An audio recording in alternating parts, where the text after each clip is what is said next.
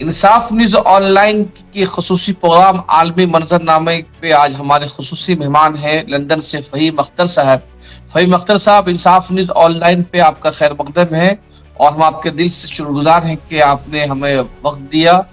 اور آج ہم تین بڑی عالمی خبروں پر گفتگو کریں گے آپ سے کہ آخر ان تین ملکوں میں کیا ہو رہا ہے اور اس کے مستقبل میں پورے خطے میں اور پوری دنیا کی سیاست پر کیا اثرات مرتب ہونے والے ہیں. پہلی خبر یہ ہے کہ اس سال پورا سال اگر دیکھا جائے ایران میں ہنگامہ خیزی کا سال رہا ہے اور اخیر میں آتے آتے احتجاج بھی ہو رہے ہیں اور جنوری میں بھی احتجاج ہو رہے ہیں. سوال یہ کھڑا ہو رہا ہے کہ ایران کی جو موجودہ لیڈرشپ ہے اس کا مستقبل کیا ہے.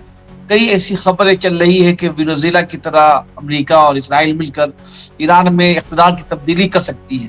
تو آپ کا پورے ایران میں جو ہنگامہ رائے جاری ہے اس پہ آپ کی کیا رائے ہے؟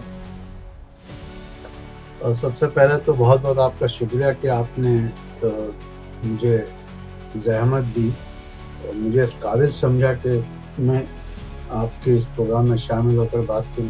کیونکہ آپ کا سوال ہے کہ ایران کے حوالے سے آپ نے خاص بات کی ہے اور پچھلے سال کافی ہنگامہ رہا اور اسرائیل نے جس طرح وہاں پر حملہ کیا نیوکلیئر پلانٹ کا بہانہ بنا کر کے اور وغیرہ وغیرہ.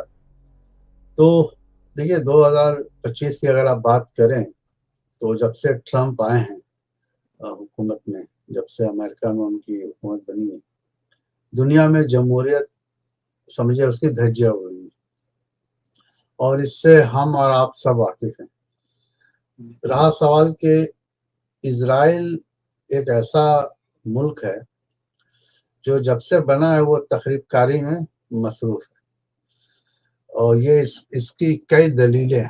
اگر آپ دیکھیں گولان ہائٹ کی جنگ ہوئی پہلے، اس کے بعد اسرائیل کا جو کریشن ہے، ہم سب واقف ہے کہ سیکنڈ ورلڈ وار کے بعد بہانہ ایک مل گیا کہ ایک ملک بننا چاہیے یہودیوں کے لیے، چونکہ ان کے پاس کوئی ملک نہیں ہے.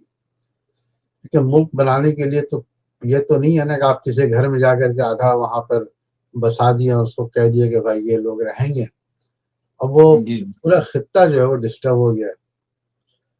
تو اگر آپ حالیہ دور میں دیکھیں، ہم نے کبھی جب آپ کہہ رہے ہیں 2023 میں جب یہ واقعہ ہوا تھا کہ حماس کے لوگوں نے جا کے اسرائیل کے لوگوں کو مارا ہوگا، ہم اس کی مذمت کرتے ہیں، کوئی اس کی تائید نہیں کرتا. لیکن مجھے یہ سمجھ نہیں آتا کہ اگر آپ 5 لوگوں نے آپ کا قتل کیا تو آپ کیا 50,000 لوگوں کو قتل کر دیں گے؟ یہ مجھے سمجھ میں نہیں آتا. اب آئیے آپ بات فلسطین کی حمایت میں ایران کے علاوہ دنیا کے بہت سارے ممالک. ایران کا ذرا نظریہ جو ہے جارحانہ ہے، چونکہ ایران جو ہے ان کے لیے ہتھیاروں کا بھی وہ کہتا ہے ٹریننگ جیسا رپورٹ ہے، مجھے بھی نہیں پتا. دیکھیے سوشل میڈیا تو ہائی جیک ہو چکا ہے مغربی ممالک کے لوگوں سے. اب وہ سوشل میڈیا پر ایسے ایسے خبریں بنا کے بھیجتے ہیں جو پتہ ہی نہیں چلتا ہے. تو سوال یہ ہے کہ اگر فلسطین میں ظلم ہو رہا ہے اور اگر ہم نے آپ نے آواز اٹھائی تو یہ تو غلط تو نہیں کیا، یہ تو ہم نے صحیح کی. تو ایران ہی کو کیوں ٹارگٹ کیا؟ جیسے اس کے پیچھے ایک بہت بڑی بات ہے کہ اس مشرقی وسطی جو مڈل ایسٹ میں جو ممالک ہیں اس میں ایران ایک ایسا ملک ہے جو دلیری سے بات کرتا ہے اور جو صاف ستھری بات کرتا ہے اور کہتا ہے کہ نہیں فلسطین جو ہے اس کا حق ملنا چاہیے. باقی جتنے عرب ممالک ہیں وہ نہیں بولتے، یہ ہم آپ سبھی جانتے ہیں. تو سوال یہ ہے کہ ایران ایک ایسا ملک بچا ہے اس ایریا میں جس کے پیچھے اسرائیل ہاتھ دھو کے پڑا ہوا ہے. اور یہ جو آپ نے بہت اچھی بات کی اپنے سوال میں کہ کیا وینزویلا کی طرح، جی وینزویلا کا واقعہ بہت شرمناک ہے کہ آپ اپنی فوج کو بھیج کر کے وہاں سے اس کے صدر کو اٹھا لیتے، اغوا کر لیتے. یہ تو کرائم ہے بھائی، کرمنل ہے. میں یہ کیسے اس کو جسٹیفائی کروں؟ اور سب سے حیرانی کی بات یہ ہے کہ بہت سارے لوگ اس ممالک جو جمہوریت کی پیروکار ہیں، جمہوریت کی حمایت کرتے، وہ بھی اس میں خاموش بیٹھے ہیں. آپ نے دیکھا ہوگا. دیکھیے اس میں سب سے اہم بات یہ ہے کہ جو خاتون جن کو نوبل پرائز دیا گیا, دیکھیے کتنی پلاننگ سے کام ہو رہی ہے. جی جی وہ محترمہ جو ہیں وہ وہاں پر صدر بننے کے لیے تیار بیٹھی ہیں. پلاننگ یہ ہے کہ ان کو ہٹایا گیا, ہٹا کر کے ان پر کیس چلایا جا رہا ہے ڈرگ کا جو بھی ہے, اور وہاں پر اس لیڈی کو بیٹھال دیا جائے گا. آپ تھوڑے عرصے پیچھے جائیں تو آپ عراق کی حالت دیکھیے, شام کی حالت دیکھیے, اور جتنے ممالک عرب ممالک کا تو چھوڑ دیے, وہ تو ان کے باتوں پہ چلتے ہیں.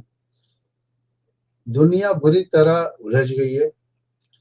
لیڈر جس کو لیڈرشپ ہم سمجھتے ہیں وہ ختم ہو گئی ہے. اب ہو گیا گنڈا راج. لیکن فہیم صاحب ایران میں جو اس وقت اجیٹیشن ہو رہا ہے یہ مہنگائی کے خلاف اور معیشت کے جو سست رویش کی وجہ سے ہو رہا ہے, تو کیا یہ اس احتجاج کے پیچھے امریکہ اور اسرائیل کا ہاتھ ہے, یا پھر وہاں کی جو انٹرنل جو سسٹم ہے اس کی اپنی ایک ناکامی ہے؟ دیکھیے احتجاج کسی بھی ممالک میں ہوتے ہیں, کسی بھی ملک میں ہوتا ہے. بنگلہ دیش میں بھی ہوا, ہندوستان میں بھی ہوا. ہاں, ایران میں جو احتجاج ہو رہا ہے تو اس سے ہم اور آپ خوفزدہ اس لیے ہو رہے ہیں کہ ہمیں لگتا ہے کہ یہ اسرائیل اور امریکہ کی اور مغربی ممالک کی ملی جلی سازش. یہ سچ ہے. وجہ یہ ہے کہ اب آپ ہی کا میں جو ہے آمدنی جو ہے وہ بند کر دوں, آپ کی انکم بند کر دوں, تو آپ کے جو گھر میں لوگ ہیں وہ تو احتجاج کریں گے نا بھائی, کہ یار یہ کاروبار نہیں چل رہا, پیسہ نہیں چل رہا. آپ نے جو وہاں پر ناکہ بندی کیا ہوا ہے کہ وہاں سے کوئی کاروبار نہیں کرے, یہ کیا ہے؟ یہ تو زیادتی ہے نا سر. آپ کہتے ہیں کہ ایران جو ہے نیوکلیئر کا وہ پروٹوکول وہ نہیں کر رہا ہے, وہ کہتا ہے بھائی ایک ملک کے لیے تو آپ نے ایک پالیسی بنائی ہے, ایک ملک کے لیے آپ نے بم گرانے کی پالیسی بنائی ہے. یہ دوگلی پالیسی ہے نا سر. ایران میں احتجاج ہو رہا ہے تو کیا نئی بات کیا ہے؟ بھائی جمہوریت ہے, لوگوں کا حق ہے احتجاج کرنے کا. لیکن مجھے شک ہے کہ یہ اسرائیل اور امریکہ وغیرہ کی ملی جلی سازش ہے کہ لوگوں کو وہ بھڑکا رہے ہیں. دیکھیے پیٹ ایسی چیز ہے نا سر کہ پیٹ پر جب لات پڑتی ہے تو آدمی بھول جاتا ہے ہر چیز. اور یہی وجہ کہ ایران میں پہلے وہ چاہ رہے ہیں کہ وہاں کے لوگ جو ہے نا وہ ورگلا رہے ہیں. ظاہر سی بات ہے, لوگ وہاں فیڈ اپ ہو گئے ہیں. وہاں کی جو کرنسی ہے وہ ختم ہو چکی ہے. لوگوں کو ایران بہت ایڈوانس کنٹری ہے. وہاں کے لوگ, مجھے آپ کو بتاتے ہوئے یہ بات شیئر کرنا چاہتا ہوں کہ ایک نصیر صاحب تھے, انہوں نے کہا کہ بھائی میں مڈل ایسٹ میں اتنی کنٹری میں گیا, وہی ایک ملک دیکھا جہاں لوگ اب چمچ سے کھانا کھاتے ہیں. تہذیب کی بات کر رہے تھے. اور ایران میں برائی, دیکھیے سوال یہ ہے کہ مذہب سطح پر اگر وہاں پر وہ کہتے ہیں کہ عورتوں کو حجاب پہننا پڑے گا, اس پر زبردستی کرنا میں سمجھتا ہوں غلط ہے. لیکن اگر وہ پہنتی ہیں نہیں پہنتی ٹھیک ہے, لیکن ہر ملک کا تو یہ ہے نا بھائی, اپنا اپنا کلچر ہے, ثقافت ہے, اس کی تو ہم کو ریسپیکٹ بھی تو کرنی پڑے گی. اب آپ کہتے ہیں کہ نہیں وہ غلط ہو رہا ہے. ارے بھائی آپ بولنے والے کون ہیں؟ اگر عورتوں کا ایک رویہ آپ دیکھیں, رخ دیکھیں, دوسرا رخ بھی دیکھیں, وہاں عورتوں کو بڑی آزادی ہے. میں جانتا ہوں گاڑی چلاتی ہیں, عرب میں تو اب بات ہو رہی ہے گاڑی چلانے کی. سوال آپ کا یہ کہ احتجاج جو ہو رہا ہے, دیکھیں اس میں دونوں باتیں ہیں. ایک طرف آدمی وہاں پر بہت اس کا صبر کا پیمانہ لبریز ہو گیا, وہ پریشان ہے چونکہ اکنامی وہاں کی بہت بری حالت ہے. دوسرا یہ ہے کہ دیکھیے بھائی, اگر آپ کو 4 لوگ آپ کی حمایت میں کھڑے ہوتے ہیں تو 4 لوگ آپ کے خلاف بھی رہتے ہیں. تو 4 لوگ جو احتجاج کر رہے ہیں, اس کا مطلب تو یہ نہیں کہ جو آپ کے حمایتی ان کو مار دیا جائے, کاٹ دیا جائے. تو مجھے کوئی حیرانی نہیں ہے کہ وینزویلا, ایران وغیرہ وغیرہ, اور آپ کے امریکی صدر نے تو یہ سب باتیں کھلے عام کہا ہے کہ میرا یہ ٹارگیٹ ہے, یہ ٹارگیٹ میں اس کنٹری کے لے لوں گا. بھائی یہ تو اگر آپ 1940 کے پہلے کی بات کریں تو اس زمانے میں جو ہٹلر ہوتا تو وہ وہ بولتا نہیں تھا, وہ تو ایکشن لیتا تھا, یہ تو بولتا بھی اور ایکشن بھی لیتا ہے, دونوں کر رہا ہے. جی جی. اب ہم دوسری خبر کی طرف آتے ہیں. دبئی اور یو اے ای اور سعودی عرب کا جو رشتہ رہا ہے, ایک دو دوست کا رشتہ رہا ہے, اور یہ دونوں ملکوں کے درمیان ہمیشہ تعلقات اچھے رہے. لیکن گزشتہ ہفتے جس طرح سے سعودی عرب نے یمن میں کارروائی کی, اور یہ کارروائی میں کہا جا رہا تھا کہ جو جس جہاز پہ حملہ کیا گیا وہ جہاز یو اے ای کا تھا, تو کیا ان دو دوست ملکوں کے درمیان تعلقات یمن کو لے کر کیوں خراب ہوئے, پورا معاملہ کیا ہے؟ ہمارے انصاف نیوز آن لائن کے قائم کو بتایا جائے کہ پورا معاملہ کیا ہے, اور آخر یہ دو دوست ملک آپس میں اس قدر دستگریبہ کیوں ہے؟ آپ کی آواز رک گئی تھی. اچھا, میں دوبارہ بول رہا ہوں کہ میں سوال, اب دوسری خبر جو ہماری ہے وہ یو اے ای اور سعودی عرب کے درمیان جو دوستانہ تعلقات تھے, اور کہا جاتا تھا کہ دونوں ملکوں کے درمیان گہرے روابط ہیں.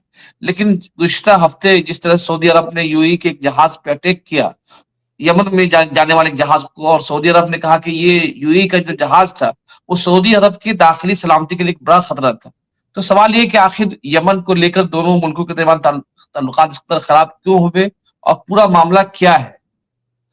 ٹھیک ہے, آپ جو یہ بات کر رہے ہیں نا جہاز وغیرہ کی, یہ اس خطے میں یمن بولیے, وہاں پر یہ مسئلہ پرانا ہے, کوئی نئی بات نہیں کہ اس کے جہاز کو روکا جا رہا ہے. اور وہی مسئلہ یہ ہو رہا ہے نا کہ جو ان کی سیکورٹی جو شیئر کرتے ہیں نا, جی جی. عرب والے جو ہیں وہ امریکی اور اسرائیلی سیکورٹی کو شیئر کرتے ہیں, تو یہ ان کو اطلاع دیتے ہیں. ان کا اطلاع جو ہے وہ لڑوانا آپس میں, اور لڑوانے کے بعد اچھا ہمارے یہاں تو اتحاد ہے ہی نہیں ہے. آپ نے بہت اچھا لفظ استعمال کیا کہ دوستی ہے, کوئی دوستی نہیں ہے. عرب ممالک جو ہے وہ امریکہ صاف ہے کہ وہ صاف طور پر ان کی حمایت کرتے. دیکھیے امریکی پالیسی دیکھیے, وہ ہر ملک میں کہتے ہیں جمہوریت قائم ہونی چاہیے. ان ممالک میں جمہوریت کی بات نہیں کرتے ہیں, اور جب جاتے ہیں تو وہاں تلوار اٹھا کے ان کے ساتھ ناچتے ہیں. تو مجھے یہ سمجھ نہیں آتا کہ وہاں ڈیموکریسی کیوں نہیں ہے, وہاں کے لوگوں کو کیوں حکومت نہیں دی جا رہی. تو یہ دوہری پالیسی ہے. سوال یہ ہے کہ آپ کا کہ بھائی تناؤ ہے, کوئی تناؤ نہیں ہے, یہ وقتی طور پر ہے. وہ پھر بیٹھیں گے, ادھر سے وہ امریکی ان کا آقا آئے گا, ان کو بیٹھا لے گا, بولے گا تم کیوں لڑ رہے آپس میں. یہ سارے ایک طرح سے گیم پلان ہے پوری دنیا میں ڈسٹربنس پھیلانے کا. چونکہ ایک آدمی جو اپنی دولت کے نشے میں چور حکومت میں آیا ہے, اس کو عام آدمی سے کوئی لینا دینا نہیں. اگر آپ عرب حکمرانوں کی بات کریں گے تو وہ تو دولت کے اس پر بیٹھے ہیں, ان کو کیا لینا دینا لوگوں سے, کیونکہ پیسے ہیں, پیسے سے کام چل رہا ہے. آپ نے یہ بات کی, کل دیکھیے گا پھر وہ دونوں ملیں گے, دونوں ہاتھ ملا لیں گے, کچھ بھی نہیں. دوسری چیز ہے کہ سوشل میڈیا پر جو باتیں ہیں آج کل اوتھینٹک نہیں ہو رہی ہیں, جھوٹ بہت پھیلایا جا رہا ہے. اے آئی کے ذریعے جو ہے طرح طرح کی خبریں آ رہی ہیں, یہ سمجھ میں نہیں آ رہا کہ کون جھوٹ بول رہا ہے کون سچ بول رہا ہے. تو آج کل تو آپ بھی تو خبریں وبریں کرتے ہیں, کتنی چوری بیمانی بڑھ گئی ہے. کوئی اوتھینٹک نیوز سمجھ میں نہیں آتی کہ کون سی نیوز اوتھینٹک کون سے نہیں.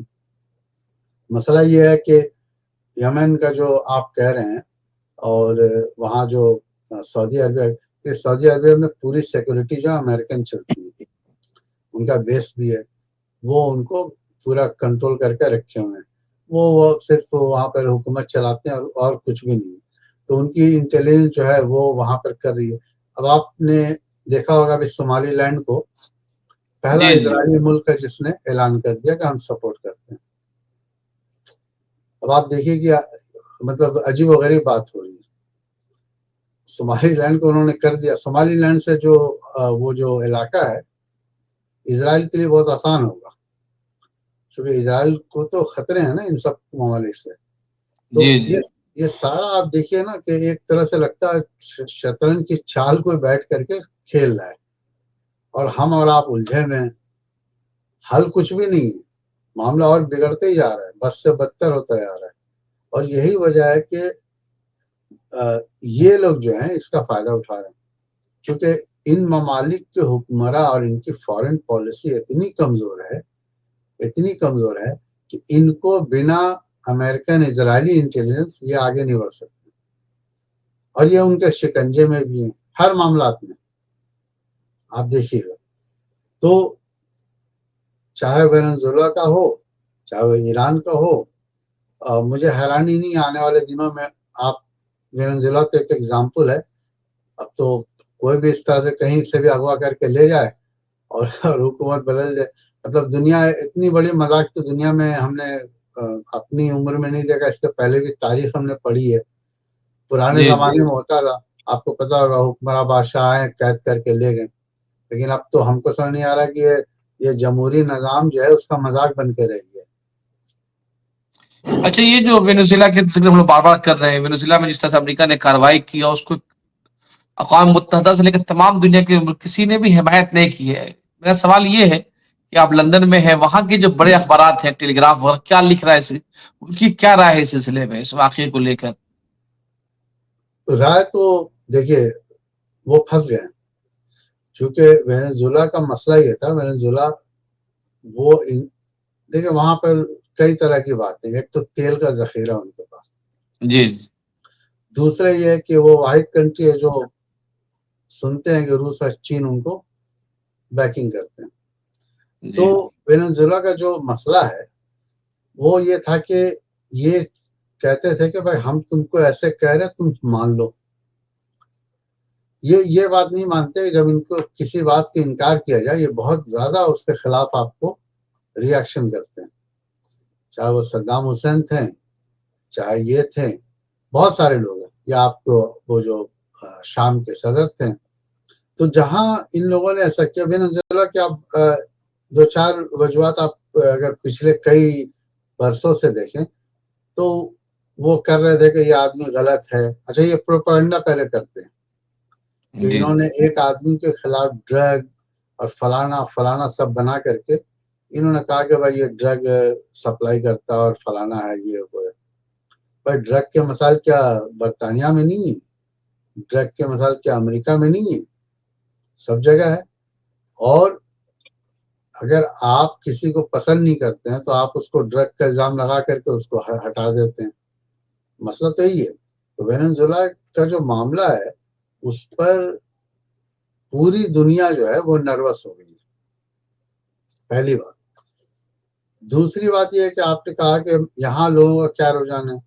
اب ظاہر سی بات ہے کہ ان کا اور امریکی دوستی بڑی قریبی ہے. جی جی. جتنے انگریزی بولنے والے ممالک ہیں، Australia, New Zealand, Britain, Canada, امریکہ، آپ مجھے ایک بار بتائیں کہ یہ آپس میں ایک دوسرے پر کیچڑ اچھالتے ہیں؟ نہیں اچھالتے ہیں. آپ ان کو دیکھیں ایک دوسرے لڑائی کرتے ہوئے نہیں کرتے ہیں. اگر ناراضگی ہوتی ہے تو بولتے ہیں بھائی بات کر کے ختم کیا. ہمارے یہاں الٹا ہے، ہمارے یہاں اس کا برعکس ہوتا ہے ہر چیز. تو آپ کہنا ایک طرح سے آپ یہ کہنا چاہ رہے ہیں کہ جیسے فرانس ہے، جرمن ہے، ڈنمارک ہے، اس طرح کے جو یورپی جو دیگر جو ممالک جہاں انگریزی نہیں بولی جاتی ہے وہاں پھر امریکہ کے خلاف نفرت ہے، غصہ ہے. نہیں، وہاں دیکھیے وہ اپنی طاقت جانتے ہیں. وہ جانتے ہیں کہ ڈالر جو ہے وہ دنیا میں حکومت کرتی ہے. تو ڈالر اور امریکہ جو ہے وہ بہت پاورفل ہے. تو یہ ناراضگی ان میں بھی ہے، لیکن ان کی ناراضگی میں وہ تناؤ نہیں ہے جو ایران وغیرہ سے ہے، وینزویلا سے ہے. اب وہاں پر کئی وجوہات آ جاتے ہیں نا کہ یہ کچھ کنٹریز کو ٹارگٹ کر کے چلے. لیکن اس میں سب سے حیرانی کی بات یہ ہے کہ آپ نے یونائٹڈ نیشن کی بات کی. یونائٹڈ نیشن تو دیکھیے سمجھیے کہ کمزور